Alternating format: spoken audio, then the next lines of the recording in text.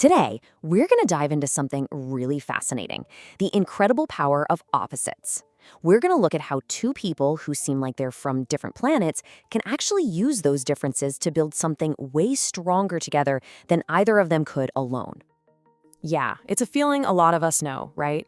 You're trying so hard to connect, but it's like your words, your priorities, even your feelings just get totally lost in translation. We're going to dig into one couple's story that just perfectly captures this challenge, and, more importantly, the amazing potential hiding inside of it.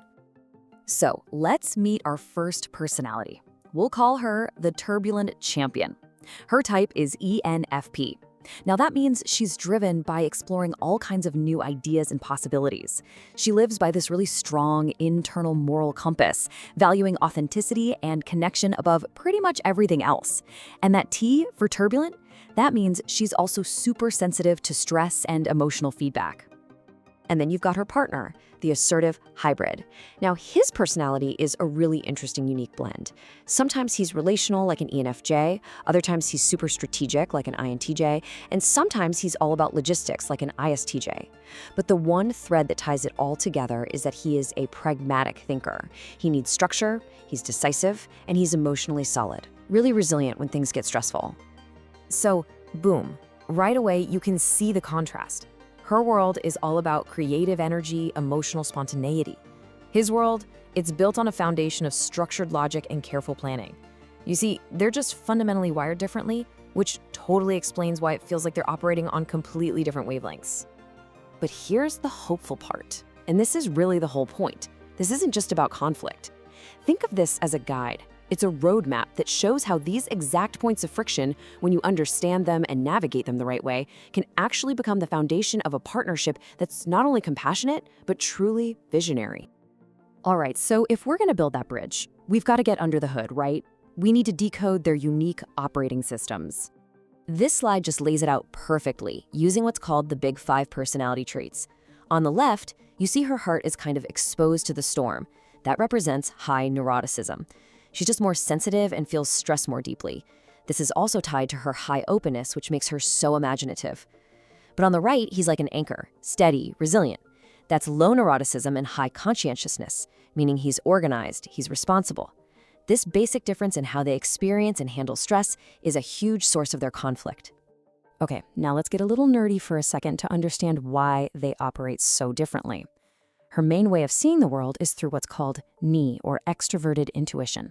She just sees this web of exciting possibilities everywhere she looks, and she makes decisions with FI, or introverted feeling, which means she checks in with her deep internal values. He, on the other hand, uses a mix of NI and Psi, so he sees the future based on proven facts from the past. And his decisions, they're based on T and FE, thinking and feeling, prioritizing cold hard logic and what works for the group. They are literally wired to process the world in opposite ways. So what it all boils down to is this. She is driven by imaginative connection and flexibility.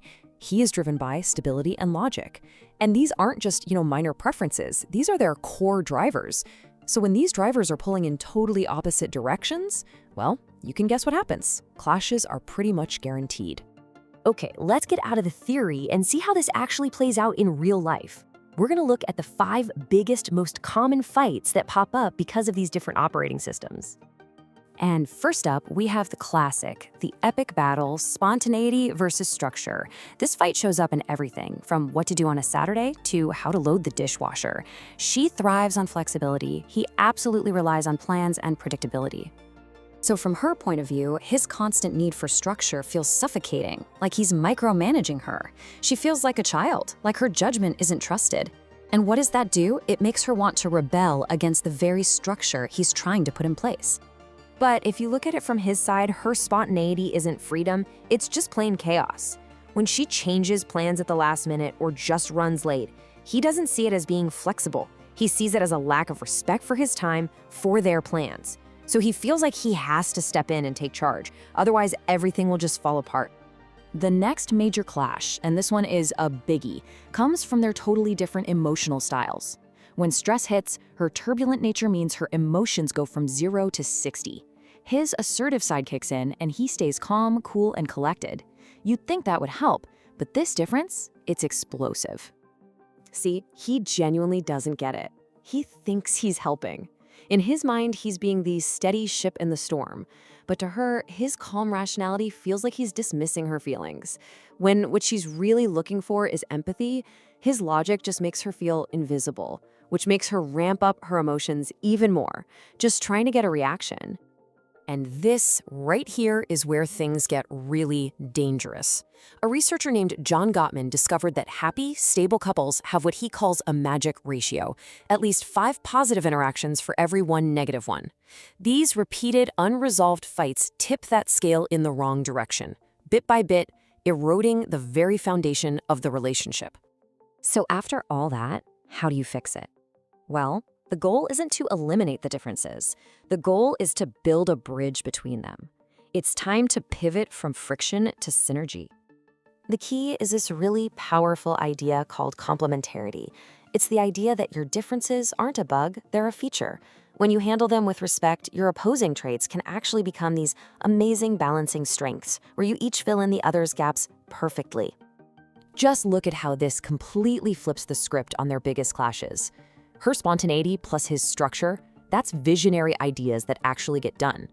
Her emotion plus his logic, that leads to empathetic decisions that are also backed by a solid strategy. And her emotional intensity, which used to be a problem, now it's an early alert system, and his calm provides stable crisis management. Together, they are so much more resilient than they could ever be alone.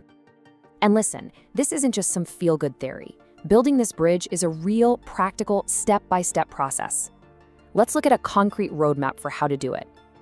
You can actually break this transformation down into a 90-day plan. So in month 1, it's all about laying the foundation, really, truly understanding each other's operating systems and learning to listen without jumping to conclusions. Month 2 is where you get practical. You focus on new ways to handle conflict, like creating rules for big decisions and learning to speak the other person's language. And finally, month 3 is where you start creating a shared future, designing roles and projects that turn your individual strengths into an absolutely unstoppable team. And all of this leads to the ultimate goal, right? What does it look like when it all finally comes together? It's about becoming a true power couple. They learn to combine her creativity and passion with his stability and wisdom. They don't just put up with their differences anymore. They leverage them. They see them as a source of richness. And the result is a partnership that is more resilient, more balanced, and way more capable than either of them could ever be apart. So I'll leave you with this final thought. We often spend our time looking for people who are just like us. But maybe, just maybe, the greatest potential for our own growth lies with those who are the most different. So what opposite in your own life, your partner, your colleague, your friend, could actually turn out to be your greatest ally?